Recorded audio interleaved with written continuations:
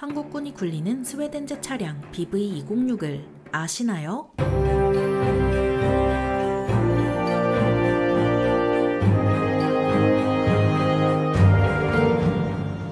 안녕하세요. 지식스토리입니다. 이번에는 못 가는 곳이 없는 스웨덴의 애벌레 BV206에 대해 알아볼 텐데요. 한국에선 K532로 알려진 BV206은 영국의 BAE 시스템즈에 합병된 해글룬드가 스웨덴 육군을 위해 개발한 차량입니다. 앞에 붙는 BV는 반드방의 준말로 직역하면 궤도 차량이라는 뜻인데요. 그러니까 한국어로 하면 궤도 차량 206이라는 뭔가 되게 없어 보이는 이름이 됩니다. 이런 BV206은 전작인 BV202의 후속작으로 개발되었는데요. BV202의 개발사는 그 유명한 볼보입니다. BV202는 스웨덴 북부의 험지, 설원, 습지를 극복해 사람이나 화물을 실어나를 목적으로 개발됐는데요. 두 차체가 한 차량을 이루는 BV202는 그 생김새가 마치 깍두기 애벌레 같습니다. BV202가 이렇게 설계된 이유는 차량의 애벌레처럼 굽어지는 유연성을 얻기 위해서인데요. 두 차체의 연결부가 조향장치이기도 한 만큼 BV202는 뛰어난 기동력을 자랑합니다. 또한 습지도 극복해야 하는 BV202는 생긴 것과 달리 수륙 양용인데요. BV202가 습지나 물에 들어가면 궤도를 굴려서 추진하는 방식입니다. 이런 BV202는 두 차체로 10명의 병사나 1톤의 화물을 실어 나를 수 있고 스웨덴, 캐나다, 핀란드, 네덜란드, 노르웨이, 영국 등의 나라가 운용했습니다. BV202는 지구상에서 가장 추운 북극이나 남극에서도 운용된 만큼 이에 어울리는 스노우캣이란 별명을 얻었는데요. 그래서인지 BV202는 1981년에 단종됐지만 2020년대까지 굴러다니는 노인학대의 끝을 보여주고 있습니다. 그래서 이런 BV202의 후속으로 해글룬드에서 선보인 게 바로 오늘의 주인공인 BV206인데요. BV206의 개발은 1974년에 시작됐고 1976년부터 2년 동안 세 대의 시제 차량이 만들어졌습니다. 그렇게 1980년에 스웨덴 국방부는 BV206의 생산을 승인했고 첫 생산본을 받게 되는데요. BV206은 전작과 개발 목적을 공유하는 만큼 이 부분을 또 설명할 필요는 없습니다. 그렇다면 BV206의 재원을 먼저 살펴보도록 하겠는데요. BV206은 전장 6.9m에 전폭 1.8m, 전고 2.4m이며 중량은 4.5톤에 운전자 포함 17인승이고 무장으로 기관총을 달 수 있으며 최대 속도는 시속 52km에 항속거리는 330km입니다. 1980년부터 11,000대 이상 생산된 BV206은 그만큼 다양한 파생형이 존재하는데요. 구급차, 소방차, 지휘차, 통신차 등 다양한 파생형이 있지만 그 중에서도 전투용을 중심으로 살펴보겠습니다. 먼저 RAVB206-2와 2063은 무반동총과 대전차 미사일을 탑재한 파생형인데요. 오픈탑인 RAVB206-2는 스웨덴의 90mm PVPJ1110 무반동총을 달았고 2062와 비슷한 RAVB206-3은 스웨덴의 RBS-56 대전차 미사일을 달았습니다. 그리고 알루미늄 장갑으로 보강된 BV206S는 소총탄을 막을 수 있게 된 파생형인데요. 다만 소총탄을 막는 건 뒷차만 해당하고 앞차는 소총탄도 막지 못하는 어딘가 부족한 방탄 성능을 보여줍니다. BV206은 원산지인 스웨덴은 물론 많은 나라에서 운용하고 있는데요. 미국, 영국, 독일, 이스라엘, 캐나다, 네덜란드 등 총 37개국에서 운용하고 있습니다. 그리고 BV206은 험지에 최적화된 차량인 만큼 군용뿐만 아니라 민간용으로도 쓰이는데요. 그렇다면 대체 한국군은 언제부터 BV206을 쓰게 된 걸까요? 바로 1994년입니다. 기아 자동차가 면허 생산해서 K532라는 이름으로 제식화됐는데요. K532는 원본과 달리 벤츠의 31L6 디젤 엔진을 탑재했습니다. 이 엔진은 승용차용이지만 험지에서 더 높은 힘을 발휘하고 연비가 높다는 무시 못할 장점이 있는데요. 엔진의 최대 출력은 136마력이고 최대 속도는 시속 62km이며 항속거리는 300km입니다.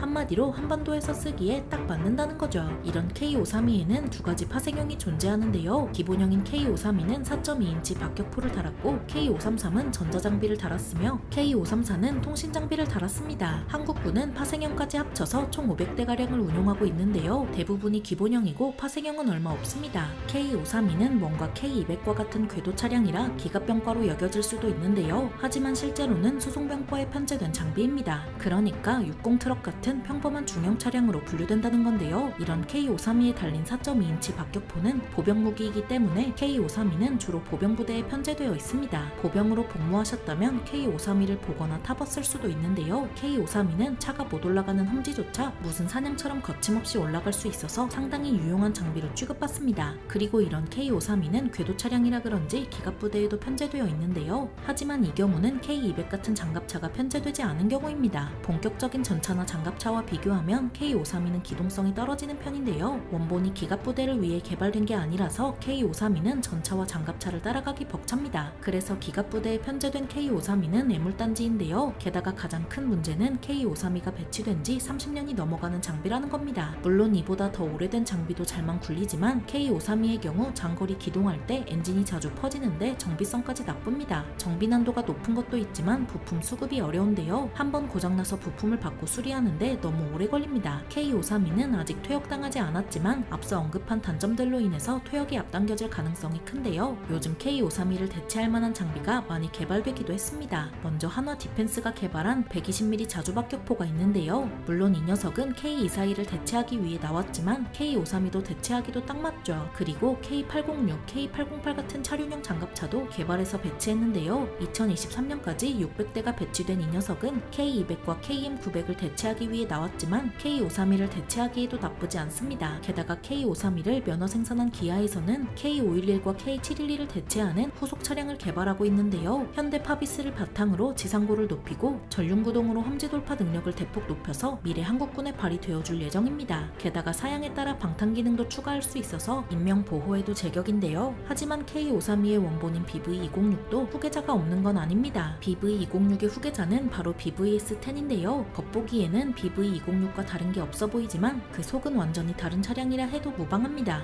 BVS10의 가장 큰 차이점은 바로 크기인데요. 크기가 커진 만큼 중량이 5톤으로 늘어났지만 그만큼 더 강해졌습니다. 그러니까 아예 장갑차로 만들어버린 건데요. 엔진을 새로 교체해서 속도부터 항속거리까지 전부 다 늘어났습니다. 거기에 방탄판부터 각종 장비까지 달 수 있도록 모듈형 설계를 채용했는데요. 방탄판은 최대 14.5mm 탄까지 막을 수 있고 경기관총, 중기관총, 고속 유탄 발사기, 연막탄 발사기, 박격포 등 다양한 장비를 달 수 있습니다. 하지만 17인승에서 12인승으로 줄어들어서 이 부분은 약간 아쉬운데요. 하지만 강점이 훨씬 많아서 이 정도는 감수하는 게 맞는 것 같습니다. 이런 BVS10은 영국의 왕립 해병대를 위해 개발됐고 2001년부터 3년간 개발 및 시험 과정을 거쳤는데요. 이후 왕립 해병대가 BVS10을 승인하자 2005년부터 첫 생산분을 받아서 2006년 9월 아프간에서 첫 실전을 치릅니다. 왕립 해병대는 BVS10에 바이킹이란 별명을 붙여줬는데요. 그만큼 BVS10이 마음에 든 영국은 2007년 5월에 21대를 추가 주문했고 그중 일부는 무인 항공기를 실어나를 예정입니다. 거기에 3,700만 파운드 규모의 사업으로 2016년 4월까지 99대의 BVS10을 개량했고 덕분에 공격력, 방어력이 더욱 향상됐는데요. 네덜란드 해병대도 이런 BVS10을 눈여겨보더니 74대를 도입해서 운용하고 있습니다. 영국과 네덜란드가 BVS10을 잘 굴리자